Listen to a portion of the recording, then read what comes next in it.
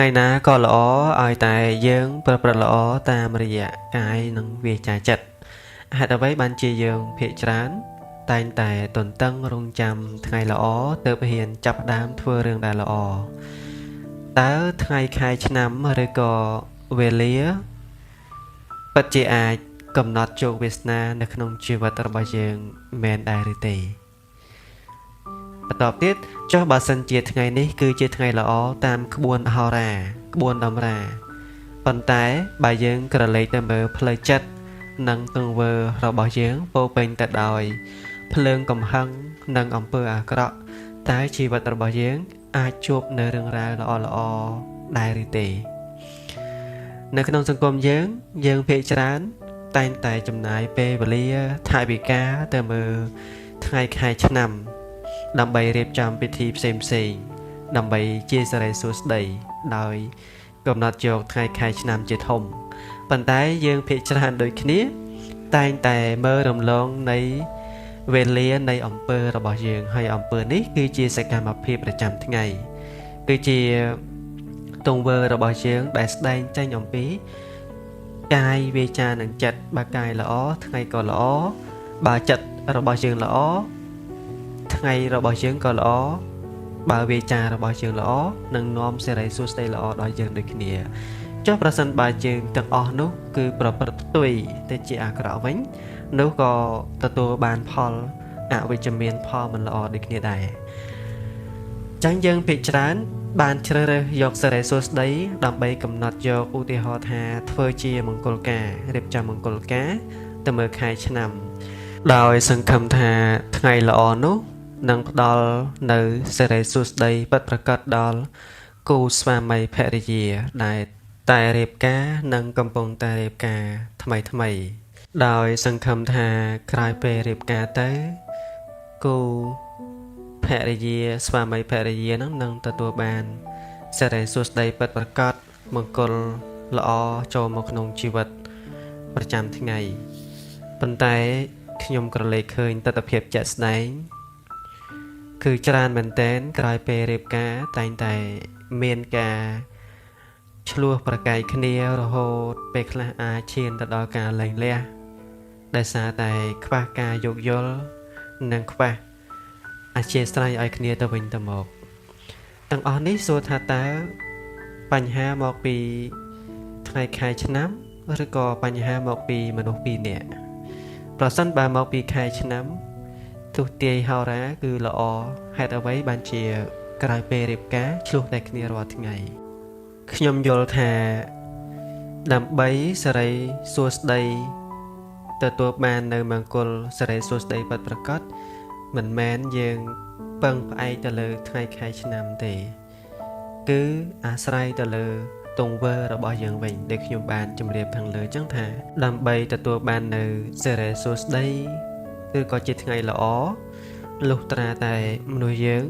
ប្រព្រឹត្តល្អតាមរយៈកាយវាចាចិត្តនោះទើបសេរីសួស្តីមង្គលពិតប្រាកដនឹងកើតមានចំពោះជីវិតរបស់យើងដូចជាដៃគូជីវិតចឹងប្រសិនបើយើង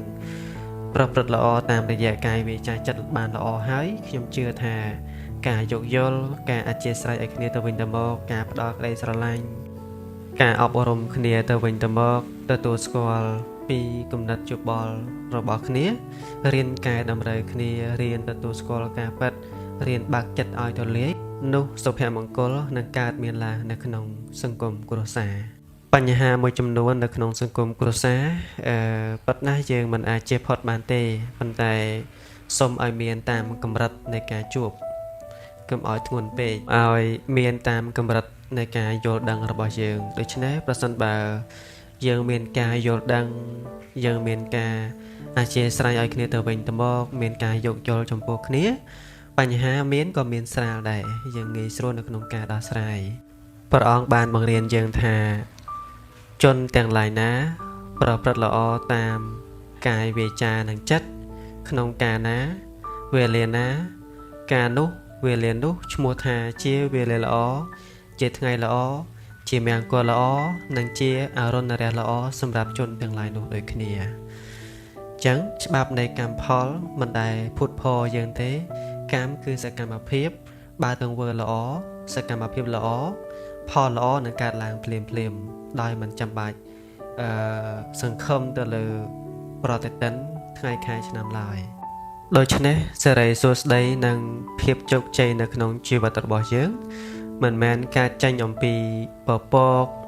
តាមក្បួនអមរាសាស្ត្រទេប៉ុន្តែវាត្រូវបានកំណត់ឲ្យស្ដែងចេញអំពីសេចក្តីល្អរបស់យើងពិតប្រាកដអំពើល្អដែលត្រឹមត្រូវនិងមានការគិតពិចារណា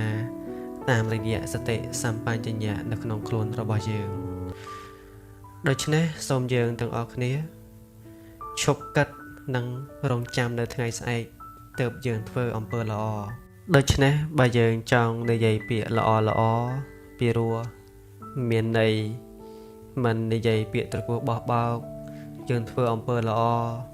សូមយើងធ្វើវារាល់ថ្ងៃដោយចាប់ផ្ដើមពីថ្ងៃនេះតទៅមិនចាំបាច់ថ្ងៃស្អែកទើបយើងនិយាយល្អឡើយអញ្ចឹងថ្ងៃណាក៏ល្អដែរបើយើងនិយាយល្អបើយើងធ្វើល្អបើយើងគិតល្អនោះសេរីសួស្តីថ្ងៃល្អនឹងកើតមានឡើងចំពោះយើងគ្រប់ពេលវេលាដូច្នេះយើងរៀនបង្កើតថ្ងៃល្អដោយខ្លួនឯងថ្ងៃនេះនឹងក្លាយជាថ្ងៃល្អប្រពៃបំផុតប្រសិនបើយើងជ្រើសរើសយកស្នាមញញឹមចែករំលែកនិងប្រព្រឹត្តល្អតាមរយៈកាយវាចាចិត្តរបស់យើងដ៏ត្រឹមត្រូវមួយថ្ងៃណាក៏ល្អជាមង្គលល្អដែរឲ្យតែចិត្តរបស់យើងស្អាតស្អំហើយទង្វើរបស់យើងនឹងប្រកបទៅដោយមេត្តាធម៌ក្រមសីលធម៌វិជ្ជាជីវៈល្អត្រឹមត្រូវដូច្នេះសូមកុំភ្លេចចែករំលែកនៅមេរៀនល្អទៅកាន់មនុស្សជាទីស្រឡាញ់របស់យើងដើម្បីជាការលើកទឹកចិត្តផ្លូវចិត្តនិងរួមគ្នាបង្កើតថ្ងៃល្អដើម្បីខ្លួនឯងដើម្បីមនុស្សទូទៅនៅក្នុងសង្គមរបស់យើង